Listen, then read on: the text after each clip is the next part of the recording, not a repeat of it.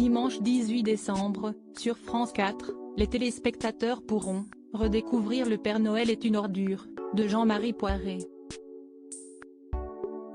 Film culte pour ses répliques hilarantes et ses personnages décalés comme Zézette qui, aussi improbable que cela puisse paraître, est inspiré d'une vraie personne.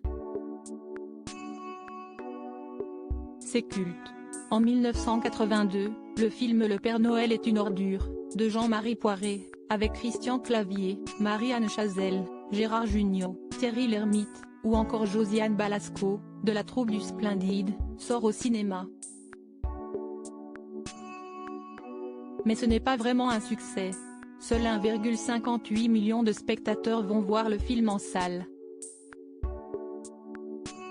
C'est beaucoup moins que les 2,2 millions d'entrées des Bronzés, 4 ans plus tôt. C'est au fil du temps et des multiples rediffusions que Le Père Noël est une ordure a obtenu le statut de film culte. Et à chacune de ces diffusions à la télévision, il réunit de nombreux téléspectateurs, ravis de redécouvrir les répliques hilarantes et les personnages loufoques.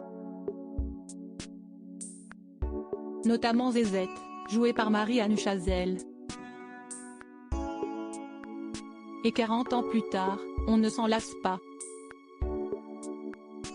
Ce personnage nous avait été inspiré par une dame du quartier aussi improbable que cela puisse paraître, le personnage de Zézette, clocharde enceinte à l'accent hilarant, a été inspiré aux membres de la troupe du Splendide par une vraie personne. Ce personnage nous avait été inspiré par une dame du quartier, expliquait Marie-Anne Chazelle au micro d'Europe 1, précisant qu'il s'agissait d'une SDF qui se promenait avec son caddie et transportait des bouteilles de verre pour toucher la consigne. Elle nous inspirait beaucoup parce qu'elle avait une façon de parler et un discours improbable. C'était une dame qui avait un côté popou, gouailleur et même de débile légère, a ajouté Marie-Anne Chazelle. Alors, pour jouer, elle a eu l'idée de porter un dentier. Zézette est née à ce moment-là. Et 40 ans plus tard, on ne s'en lasse pas.